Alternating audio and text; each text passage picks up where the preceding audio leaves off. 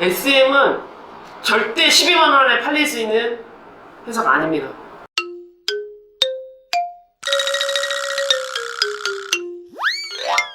오늘의 주제, SM 엔터테인먼트 주식회사에 대한 경영권 싸움에 대해서 한번 얘기를 해볼까 합니다. 이건 좀 약간 무거운 주제라고 생각하실 수도 있는데 왜 이렇게 저만 또 우뚝 솟아있죠?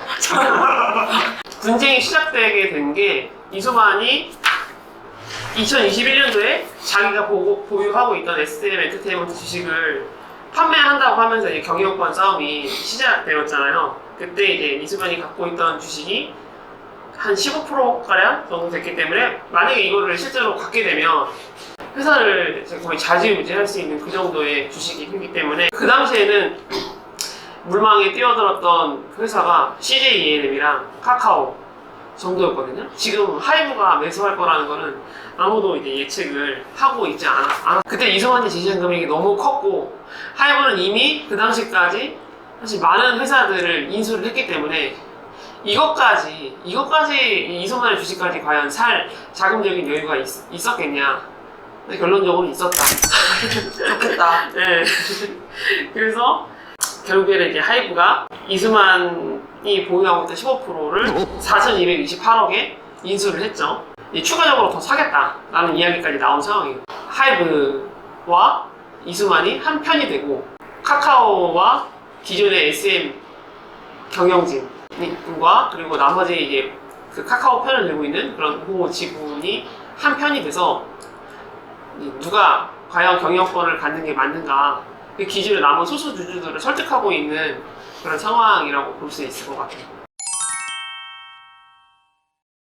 하이브의 소속 사람들이 이제 주된 사람들이 돼서 경영을 하게 되면 아무래도 그런 그 기존에 있던 하이브 소속 가수들의 색깔이 좀 많아질 것 같은데 그 부분에 대해서는 어떻게 생각하세요? 하이브가 네. 사실 레이블을 많이 갖고 있잖아요. 그렇죠. 산하의 소속사를 많이 갖고 있는데 아직까지는 그 각각의 이제 뭐 가수들 특성을 각각의 소속사가 원래 가지고 있던 특성들을 잘 유지하고 있는 것 같아요. 예를 들면? 예를 들면 르세라핌 제가 진짜 좋아하는데요. 르세라핌. 그래서 그 르세라핌을 보면서 이게 하이브 고유의 또 이제 뭐 BTS라든지 뉴진스라든지 이런 애들하고는 또 분명히 다른 그런 매력이 있단 다른 말이에요. 느낌이 확실히 있죠. 네. 그래서 하이브는 이제 원래 처음부터 엔터사로 시작했던 회사이기도 하고 기존에 또 여러 회사들 좀 작은 회사들 인수를 해서 여러 레이블을 가지면서 또 그 특성을 유지하는 약간 그런 일들에 특화된 회사가 이제는 된다고 그치, SM이 가도 유지할 것 같다. 그 색깔을 유지하고 또 이제 사실 SM을 앞으로도 잘 키워나가게끔 이렇게 지원을 해줄 수 있지 않을까. 당연히 문화 산업도 좀 다양성을 가져야 되는데 한쪽에 통폐합을 돼버리면 문화 자체가 다양성을 위해서 상실되는 그 대형화가 다른 업체를 통폐합함으로써 대형화되는 형태를 시장을 확장하는 형태가 아니라 기존 업체를 통폐합하는 형태로 확장하는 것은 대형화에서 경쟁력을 확보한다기보다는 어찌 보면 문화의 다양성을 훼손하는 형태로 가는 거 아닌가. SM의 기존에 고유한 색깔을 좀 해칠까봐 두렵다. 하이브에 인수될 경우에. 뭐 그런 얘기를 하셨는데 이 카카오는 사실 엔터 쪽에서는 물론 카카오 엔터가 있지만 그냥 사실 그 엔터 쪽에 저는 전문성은 없다고 봐요. 근데 그에 반해서 이제 하이브 같은 경우에는 뭐 자체적으로 플랫폼도 가지고 있죠. 지금 플랫폼도 가지고 있고 그 엔터 전문 회사란 말이에요. 어느 쪽이 엔터사인 그 SM의 본질을 잘 지키면서 운영을 할 수 있는 상황, 방향인 건가. 그러니까 그 부분도 조금 고민을 해볼 필요는 있다고 생각을 해요. 근데 김 변호사님 H.O.T 캔디 부를 때 나이가 좀 모르겠어요. 원래 저는 그런 1996년도 제 대학 다닐 때만 해도 좀 그런 분위기가 있었습니다. 3S 정책, 3S 정책에 대해서 하나로서 그런 게 그냥 포크음악 외에는 저는 별로 듣지 않았어요. 포크요? 아니 그게 아니라 왜냐면 96년 때 대학생이셨어요. 네. 대학생 때 3S 정책이 있었나요? 그런데 그런 분위기가 아직 이어져 왔어요. 이어져 왔었나? 막그런 저는 캔디가 나올 때 초등학생이었는데 초등생이었어요. 그렇죠. 캔디춤 모르는 사람은 정말 간첩이 아닌가. 그래서 H.O.T냐 잭스키스냐 그거에 싸움이었지 포크 노래는 전혀 우리가 알고 있는 그 SM H.O.T, S.E.S, 동방신기, 소녀시대, 슈퍼주니어, 샤이니, 엑소, NCT 엄청나지 않습니까? 엄청나네요. 엄청나죠. 지금 12만 원에 하이브가 공개 매수를 얘기를 했잖아요. 네. SM은 절대 12만 원에 팔릴 수 있는 회사가 아닙니다. 3배는 줘야 돼요. 3배. 3배 맞습니까? 3개 맞아요? 5배. 5배 주십시오. 5배 60을 팔았는데요. 언제적 캔디입니까? 지금 자 2023년입니다. 이걸 이길 수 있는 곳은 없어요. 여러분, 캔디는 영원합니다. SM을 지켜주십시오. 하지만 BTS를 이길 수는 없어요. 빌보드 차트. 근데 이제 또 최근에 굉장히 이수만 씨에 대한 이슈가 굉장히 많이 터졌잖아요. 내용이 어렵잖아요. 내용이 어려워서 한번 그거를 좀 이렇게 좀 알기 쉽게 정리를 해보는 게 어떨까. 오늘 또 이거는 일단은 뭐 이게 수사가 될지 안 될지는 모르겠지만 현 SM 대표인 이성수 대표가 이수만 씨에 대한 이런 문제가 있다라고 밝힌 내용이고요. 저희도 사실관계를 뭐 분명하게 확인한 건 아니지만 그 말이 사실이라는 전제 하에서 도식화를 해서 여러분들이 좀 이해를 하기 쉽게끔 제가 이렇게 그려봤습니다. 먼저 SM 소속에는 가수가 진짜 많죠. 가수가 진짜 많은데 어제 언급된 가수는 슈퍼 M, 그 다음에 에스파, 그리고 웨이션 V라는 그룹이 있고요.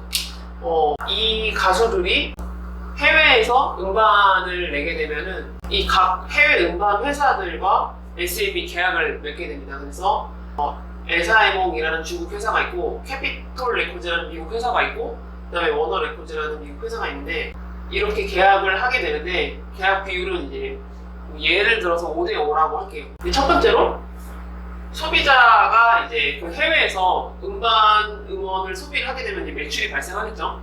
그러면은 매출이 각 음반사마다 예를 들어서 100억이 난다 라고 하면은 이 정상계약서에 따라서 이 50억은 SM이 50억은 해외 음반 회사가 갖게 되겠죠.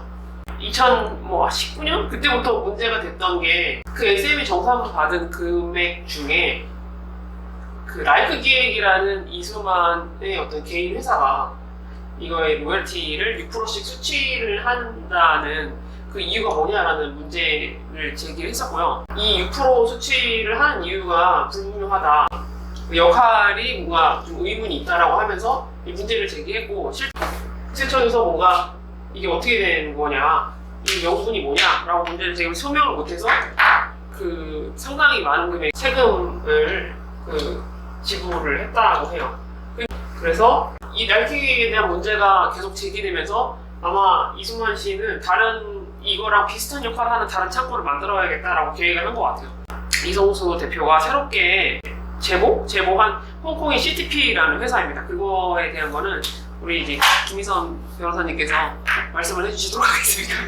CTP라는 해외에 있는 홍콩에 있는 회사가 다시 등장합니다. 라이프가 동일한 어떤 역할을 하는 회사인데 이제 해외에 있다는 게 또 하나 문제이고, 또 하나는 실제로 이들의 여기서 해외 음반 회사에서 발생한 매출액 자체에서 50%를 이미 뺀다는 겁니다. 그래서 아니라 6%.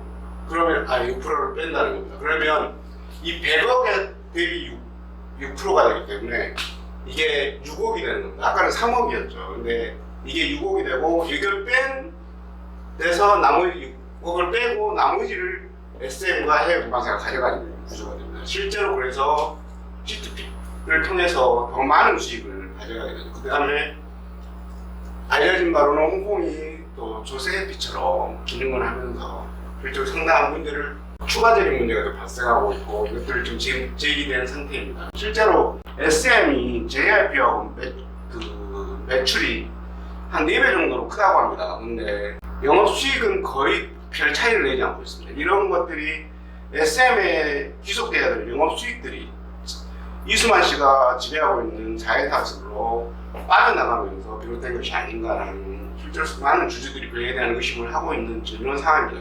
그래서 이제 중요한 게 이제 이 하이브가 과연 이 CTP라는 회사의 존재를 알고도 이수만이랑 계약을 했는가?